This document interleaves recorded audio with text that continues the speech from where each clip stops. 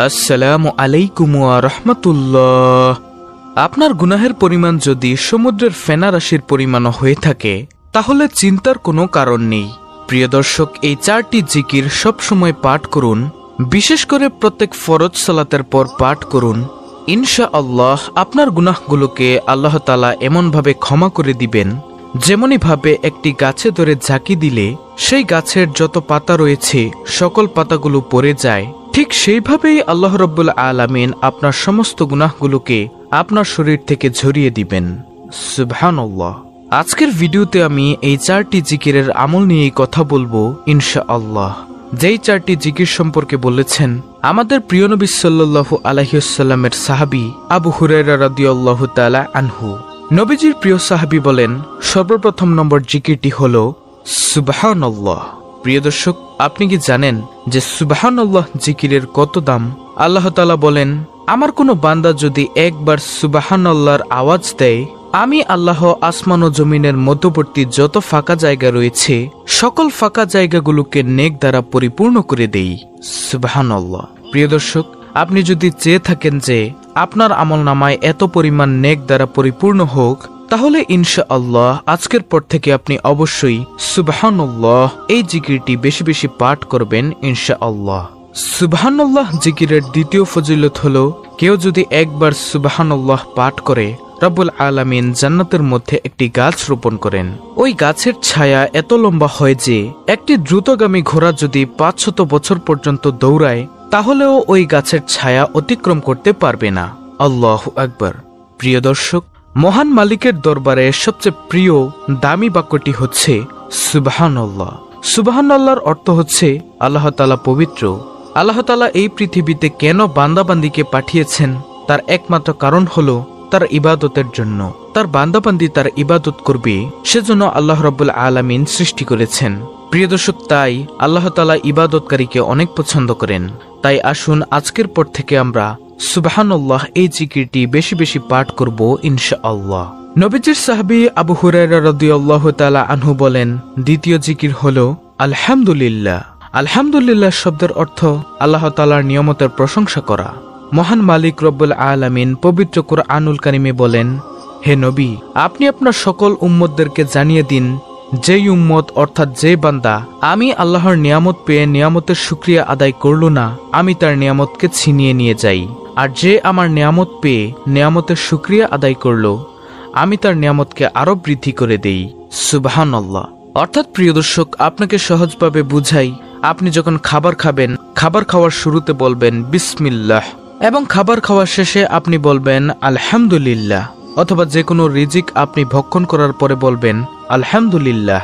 দেখুন, এই পৃথিবীতে শুধু মানুষ ব্যতীত যত প্রাণীকুল মাখলুকাত আল্লাহ রাব্বুল আলামিন সৃষ্টি করেছেন, সকল কিছুই আমাদের উপকারের জন্য রাব্বুল আলামিন সৃষ্টি করেছেন। এজন্য আমরা একটিবার হলেও বলতে পারি আলহামদুলিল্লাহ। আমরা যদি আল্লাহ তাআলার প্রশংসা বেশি বেশি পরিমাণে করি, ইনশাআল্লাহ রাব্বুল আলামিন আমাদেরকে উত্তম যাজা খায়ের কল্যাণ দান করবেন ইনশাআল্লাহ ইনশাআল্লাহ। প্রিয় দর্শক, নবীজির সাহাবী হযরত আবু হুরায়রা রাদিয়াল্লাহু তাআলা আনহু আরো বলেন, তৃতীয় নম্বর জিকির হলো লা ইলাহা ইল্লাল্লাহ।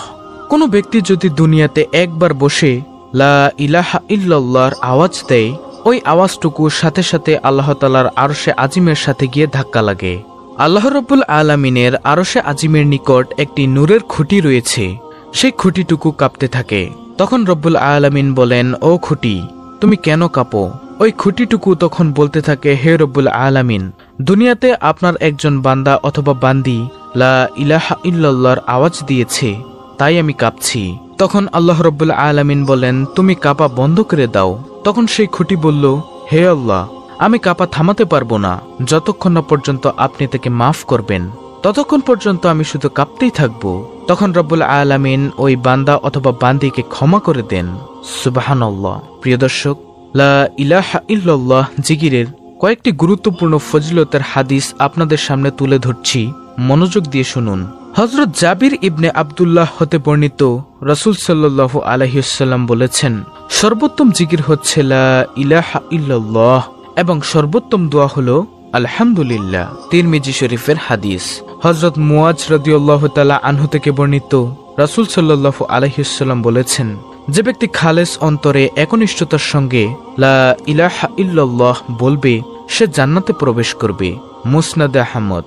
হযরত ইতবান বিন মালিক রাদিয়াল্লাহু তাআলা আনহু থেকে বর্ণিত, রাসূল সাল্লাল্লাহু আলাইহি ওয়াসাল্লাম বলেছেন, যে ব্যক্তি একমাত্র আল্লাহ রাব্বুল আলামিনকে সন্তুষ্ট করার জন্য লা ইলাহা ইল্লাল্লাহ বলবে, কিয়ামতের দিন সে এমনভাবে উপস্থিত হবে যে তার উপর জাহান্নাম হারাম হয়ে গিয়েছে। বুখারী, মুসলিম, মুসনাদ আহমদ। সুবহানাল্লাহ। হযরত আনাস রাদিয়াল্লাহু তাআলা আনহু থেকে বর্ণিত, রাসূলুল্লাহ সাল্লাল্লাহু আলাইহি ওয়াসাল্লাম বলেছেন, কিয়ামতের দিন আল্লাহ তাআলা বলবেন, হে মুহাম্মদ সাল্লাল্লাহু আলাইহি ওয়াসাল্লাম, সৃষ্টির মধ্য হতে আপনার উম্মতের মধ্যকার এমন ব্যক্তিকে জান্নাতে প্রবেশ করান যে ব্যক্তি একদিন হলেও ইখলাসের সঙ্গে এ সাক্ষ্য দিয়েছে যে আল্লাহ ছাড়া কোনো ইলাহ নেই এবং সে এর উপর মৃত্যুবরণ করেছে। মুসনাদ আহমদ। যে ব্যক্তি সব সময় লা ইলাহা ইল্লাল্লাহ জিকির করবে, আল্লাহ তাআলা তাকে ঈমানের সঙ্গে মৃত্যু নসিব করবেন। সুবহানাল্লাহ, আল্লাহু আকবার। তাই প্রিয় দর্শক, আমরা বেশি বেশি পরিমাণে লা ইলাহা ইল্লাল্লাহ এর জিকির করব ইনশাআল্লাহ। নবীজির সাহাবী হযরত আবু হুরায়রা রাদিয়াল্লাহু তাআলা আনহু বলেন, সর্বশেষ জিকির হলো আল্লাহু আকবার। প্রিয় দর্শক, আল্লাহু আকবার শব্দের অর্থ আল্লাহ মহান, আল্লাহ সর্বশক্তিমান, আল্লাহই সবচেয়ে বড়, তার চেয়ে বড় তো আর কারো নেই। যে ব্যক্তি আল্লাহ তাআলাকে সবচেয়ে বড় মানে সবচেয়ে বড় হিসেবে আখ্যায়িত করে, রব্বুল আলামিন তাকে দুনিয়ার বাদশাহী দান করবেন ইনশাআল্লাহ, ইনশাআল্লাহ। আনাস রাদিয়াল্লাহু তাআলা আনহু থেকে বর্ণিত হাদিসে এসেছে, একবার নবী সাল্লাল্লাহু আলাইহি ওয়াসাল্লাম গাছের একটি ঢাল ধরে ঝাঁকি দিলেন, কোনো পাতা পড়ল না। তিনি আবার ঝাঁকি দিলেন, এবারও কোনো পাতা পড়ল না। তবে তৃতীয়বার ঝাঁকি দেওয়ার পর অনেকগুলো পাতা ঝরল। তখন নবীজি সাল্লাল্লাহু আলাইহি ওয়াসাল্লাম বললেন, নিশ্চয় সুবহানাল্লাহ, আলহামদুলিল্লাহ, লা ইলাহা ইল্লাল্লাহ ও আল্লাহু আকবার বলা বান্দার গুনাহ ঝরিয়ে দেয়, যেমন শীতকালে গাছ তার পাতা ঝরায়। মুসনাদ আহমদ। সুবহানাল্লাহ, আল্লাহু আকবার। প্রিয় দর্শক, তাই আজকের পর থেকে আমরা এই 4টি জিকিরকে বেশি বেশি পরিমাণে পাঠ করার অভ্যাস গড়ে তুলব ইনশাআল্লাহ, ইনশাআল্লাহ। বিভিন্ন ব্যস্ততার কারণে অনেকের পক্ষে নফল ইবাদত করা হয়তো সম্ভব হয় না, কিন্তু যে কোনো জায়গায় যে কোনো মুহূর্তে আল্লাহর প্রশংসায় তার জিকির করা অনেক সহজ। এই জিকিরের আমল করলে কাজেও কোনো ব্যাঘাত ঘটে না, বেশি সময়ও লাগে না। এক্ষেত্রে উপরোক্ত বাক্য 4টি আমরা সব সময় পাঠ করব ইনশাআল্লাহ। আল্লাহ রাব্বুল আলামিন আমাদের সকলকে এই 4টি জিকির বেশি বেশি পরিমাণে পাঠ করার তৌফিক দান করুন। আমিন, সুম্মা আমিন।